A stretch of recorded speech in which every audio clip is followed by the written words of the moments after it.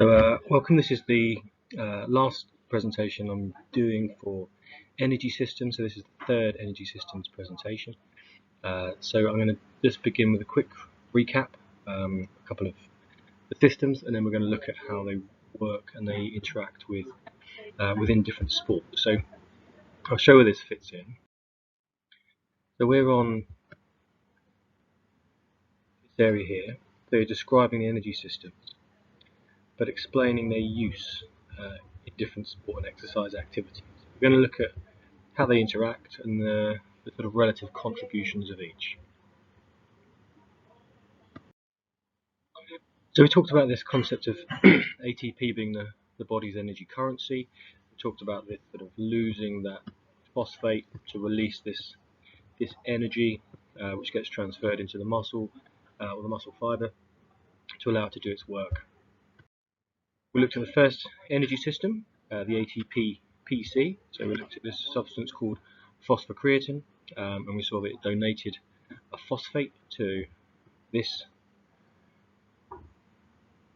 ADP to reform ATP. So that was our short-term energy system, 10 seconds worth, really high powered.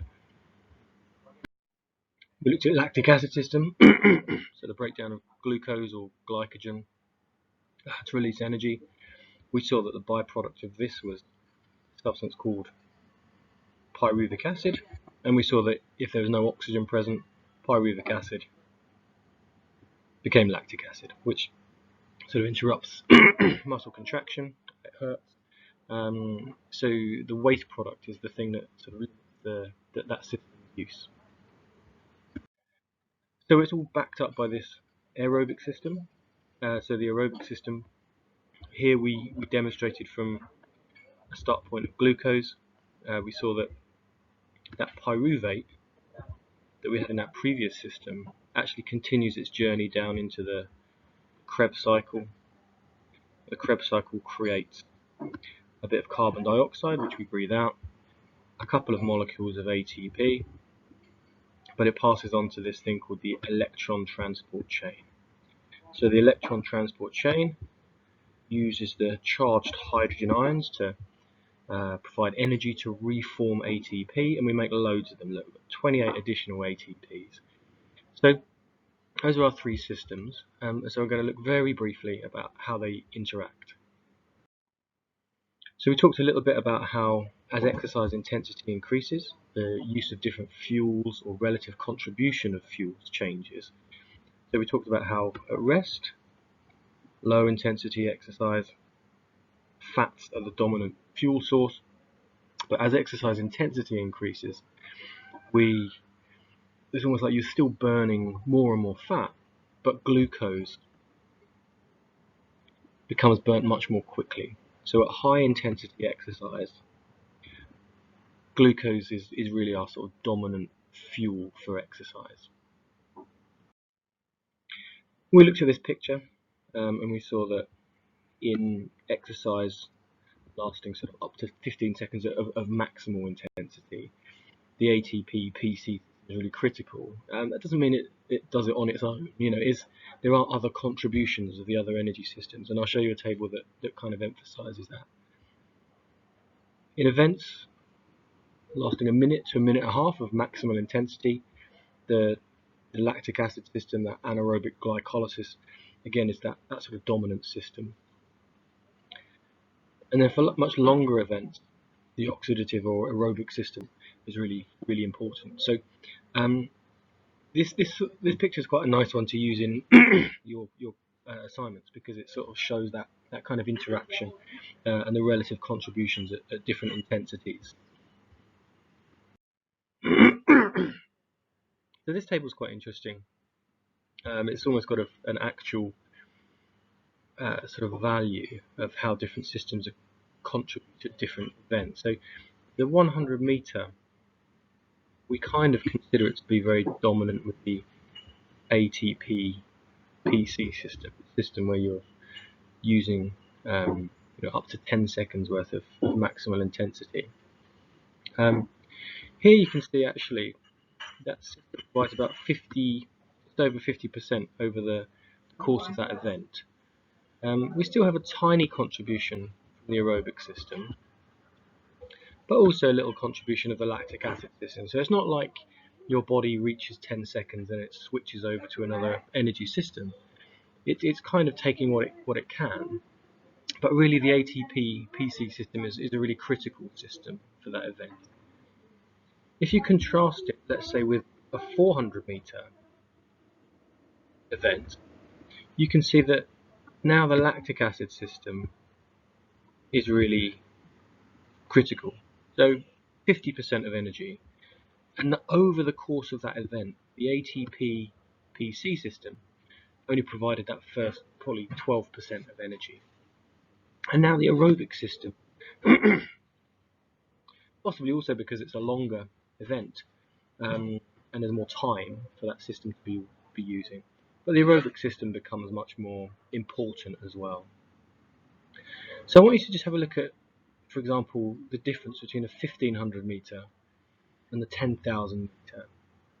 And I want you to just note down the key differences. How would you describe the different energy system contribution for each of those events? So the 1500 meter and the 10,000 meter race. So I'm going to pause the presentation, and I just want you to note down your thoughts about those two events. So hopefully you had a little think about that. I ask you to consider the relative energy system use between the 1500 meter and I think I said 10,000 meters, didn't I? So what's quite interesting, you can see in something like a 1500 meter, over the course of that event, the lactic acid system provides around 20% of the energy, and the aerobic system about 80%. But I think what's important to think is actually in the later stages of that event, the ability to use that lactic acid system and sort of tolerate lactic acid is one of the key determinants of performance. So whilst as an absolute figure, you might only see 20% of that lactic acid system, for performance it's really critical. If we contrast that with the aerobic systems used in the 10,000 meter, you can see over the course of that event, again 97% aerobic and only 3% of that anaerobic system. So again, someone who's a really elite athlete, they may be actually able to work at a much higher intensity and still maintain that use of that aerobic system. Someone like me, who's maybe less fit, my lactic acid system contribution might be much higher, so I experience fatigue much earlier. So I want you to just have a look over what I've written here. So just pause your presentation and just have a read through.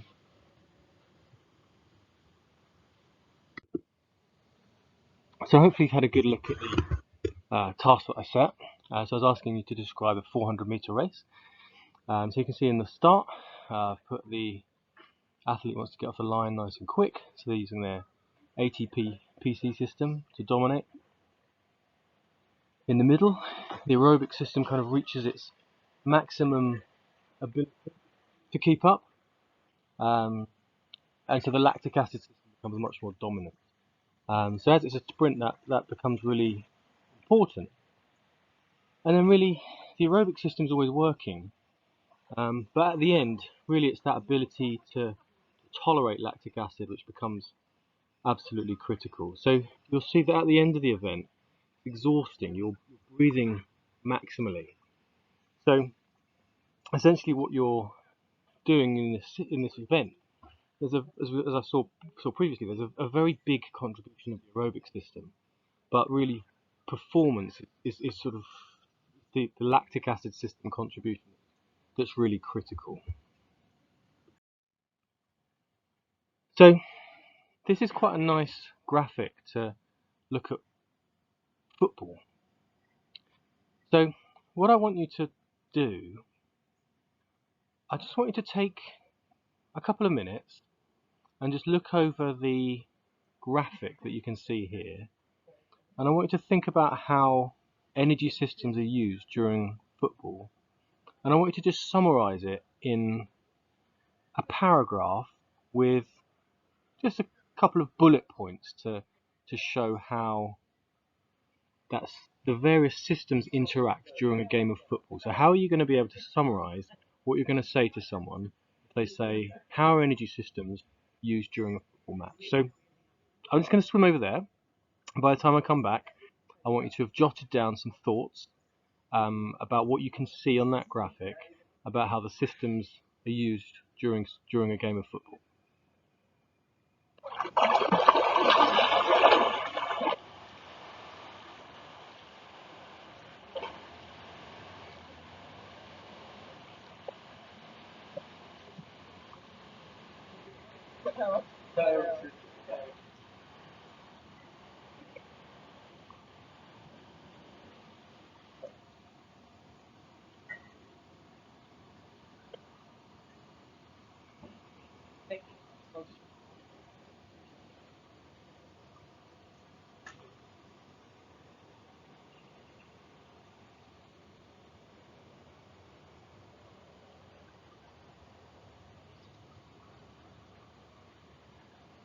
What are they doing? What are we doing?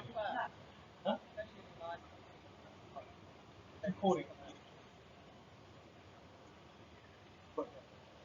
They probably are. Okay.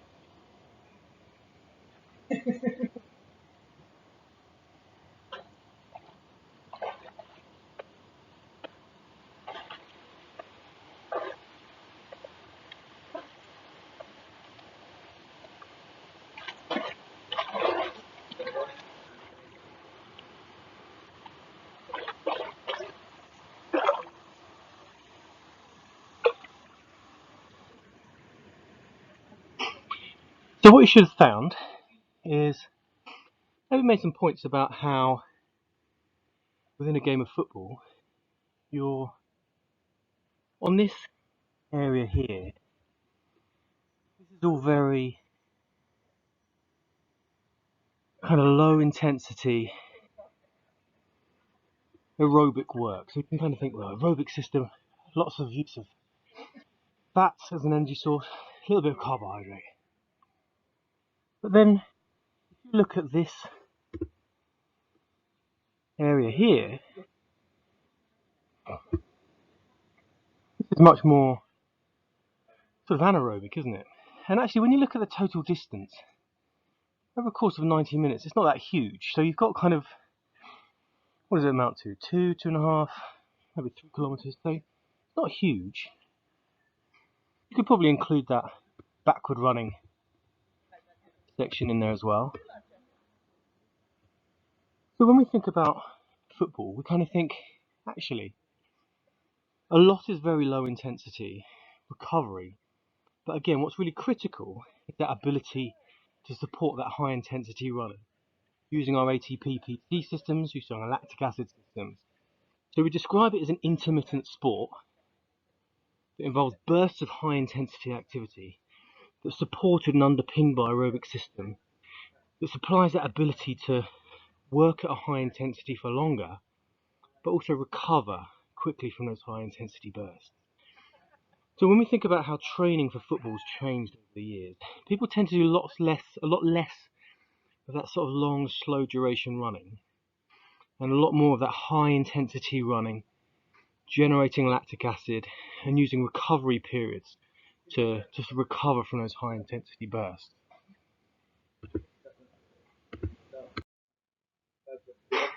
So I want you to have a look at this task. So what you're trying to do, I want you to think about identifying some training drills that you could use that would stress each of those following systems. So think about how long each of those systems lasts, and think about how much rest period you should have when training each of those systems. So for example, the lactic acid system, you know that's going to kick in after sort of 15 seconds. So you sort of think actually the drill's probably going to have to last for more than 15 seconds. Doesn't mean they have to last a minute and a half of maximal intensity, but it does mean that if you have a work period of say 40 seconds, then your rest period is probably going to be of a similar amount, may be.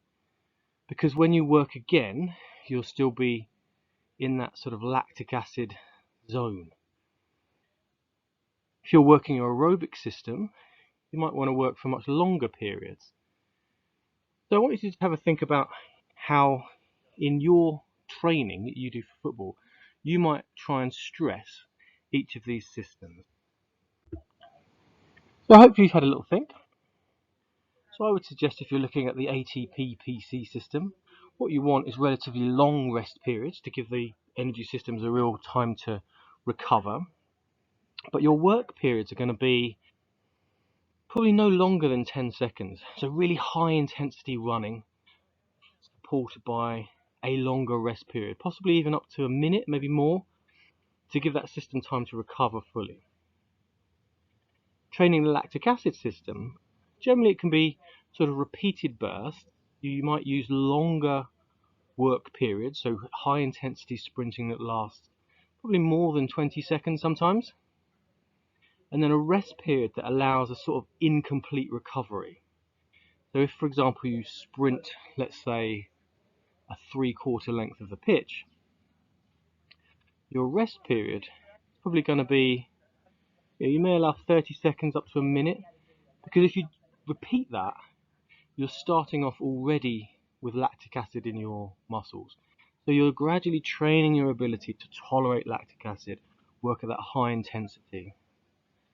And the aerobic system can be trained in a number of ways, but what we'll be looking for is maybe much longer work periods, and possibly even shorter rest periods.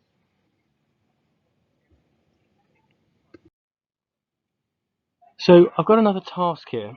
What I'm going to get you to do is take yourself a piece of graph paper, and what I want you to do, on the bottom, I want you to plot power output. So you're going to do a sort of graph. It's going to be a bit like this one, and you're going to put the power on the bottom. So you're going to do this with two graphs. So one, you're going to show power along the bottom, and what you're going to relate it to in the first instance is heart rate. So you're going to plot power along the bottom against heart rate along the side. So what you're going to do, you should see something a bit like this, and I want you to join up the dots, and I want you to tell me how heart rate responds to incremental exercise. So what we're seeing here is this is a cyclist working at different stages. 1, 2, 3. So these are our stages. So what we see, we're going to plot, in the first instance, put the first heart rate measure there. So that would be 110 at power output here of 100. So you put your line there. Your second line, the power output is going to be 120. The heart rate you'll plot as 114.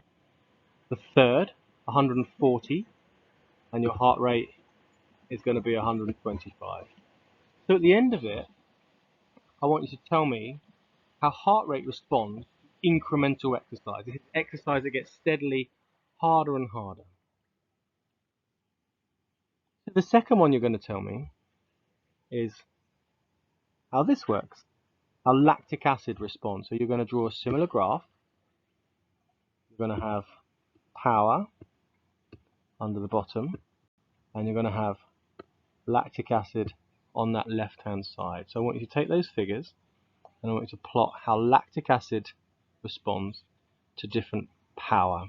Okay, so pause the presentation and catch up in a minute. So what you should have come up with is something a bit like this. Now, what we see to start with is up here we've got heart rate. So what we describe is a very linear response to exercise. So exercise that gets progressively harder shows a heart rate which is very very easy to predict. We can see it gradually gets predictably harder. So at say 200 watts, we can see a heart rate that's near 160. So just take a second to look at that.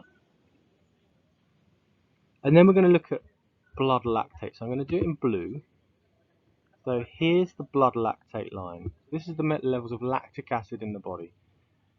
Now if you look at this first one here, we call that an anomaly. So I don't know how it happened. It was just a figure that didn't make sense. So this is you take a blood measurement from people as they cycle. Every 3 or 4 minutes, we ask them to pedal progressively harder, and we get that gradual raise in heart rate. So every few minutes, we take a blood lactate measurement. You can see at point 2, the blood lactate over this side is about 1. You can see at the next point along, pretty similar, isn't it? So actually, there's always a little bit of lactic acid in the system, but the body clears it very easily. Now what you see here, at this 4th point, is we see a gradual rise in that lactic acid level. So this is very tolerable. The body can work with it present and it can clear it quite quickly. But it does mean that if we keep exercising, we're going to be breathing much harder, and the lactic acid is gradually accumulating. What we see as we continue raising the intensity of exercise, blood lactate levels increase until we get to this point I'm going to put in dark blue, where we see quite a sudden rise in that lactic acid accumulation. So at that level, that's the sort of intensity where you're suddenly thinking, this is hurting. So for a lot of elite runners, finding that point in their training is a really important sort of point, because by working around that level, you can gradually improve your ability to tolerate lactic acid. So what we see if we're describing how energy systems work during exercise is that we can say heart rate responds to exercise in a fairly linear fashion. The harder I work, the greater my heart rate is. Lactic acid, at very low levels of exercise intensity, where I'm working aerobically and my aerobic system is strong enough, we don't really create much at all. As exercise intensity increases, we create more, and at very high levels of exercise intensity, our body's ability to clear lactic acid is exceeded and it accumulates very rapidly. So beyond that dark blue zone, working in that area, blood lactate will accumulate very rapidly and begin to hurt our muscles. So what we see, this is a quick recap. You can see in the yellow area of low intensity running, virtually no lactic acid is produced.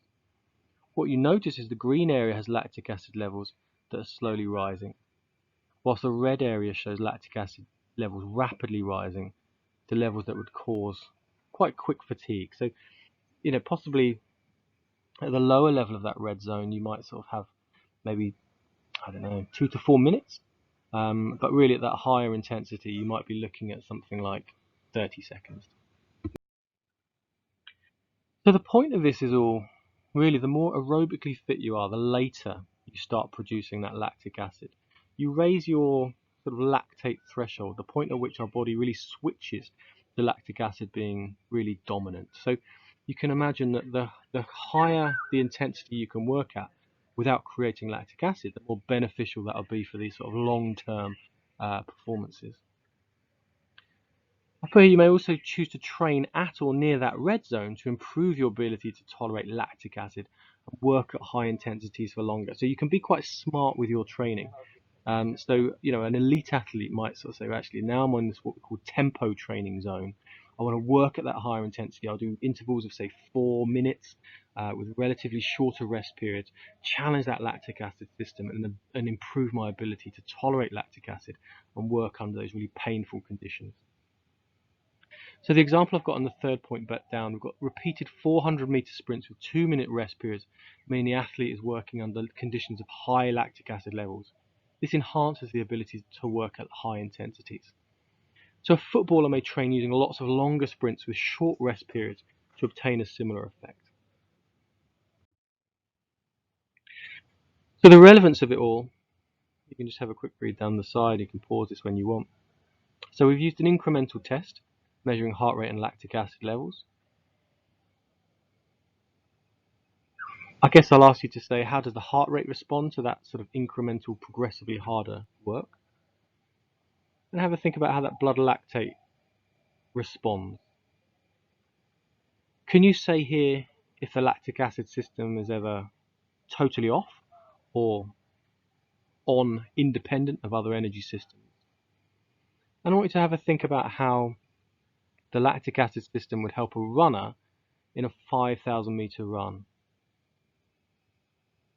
So also I want you to think, if you're planning to get that same athlete to run a 5,000 meter race, what heart rate would you recommend that they ran at, and why? So that fourth, 1, 2, 3, 4, 5, 6 point, I guess what you're thinking with a 5,000 meter run, you want them to run at a pace that's high enough to make them competitive. So you want them to go fast, but we want them to stay out of this red zone, certainly for the start of that event. So you kind of, with athletes that are at a high level, we want them still working. They'll be using a bit of a chunk of their lactic acid system, but we don't want them to start rapidly accumulating lactic acid. You see, there's this area here. There's this area here where lactic acid almost kind of takes a spike. It sort of gradually starts to increase. So this point at which it starts to accumulate relatively rapidly. So if we're probably going to want our athlete to work sort of around that zone to make sure that they don't accumulate too much lactic acid too early, but they're also working at a fair pace. So you can imagine, if I've got an athlete and I can shift that point to the right, I'm going to allow them to accumulate lactic acid much, much later, and they're going to be able to work at a higher intensity for longer. So here's a little task for you. So what you're going to do is I want you to type in that match. So Zidane, a 21st century portrait, best seen, into your YouTube. And I just want you to have a watch of that for 5 minutes. I want you to just look at how he moves. And I want you to just write your thoughts about how the energy systems are used as you watch this footballer playing their match. Okay, so just pause the presentation. So hopefully you had a look. I think it's quite an interesting video. It's a strange one, but I think what you see is in that match, there's lots of times where he's fairly static. You can still see him breathing relatively heavily, so he's using those points to recover. And then there's lots of bursts of activity, lots of bursts using those ATP PC systems, lots of bursts using the lactic acid system, and lots of low intensity running where he uses that time to move around the pitch and also recover.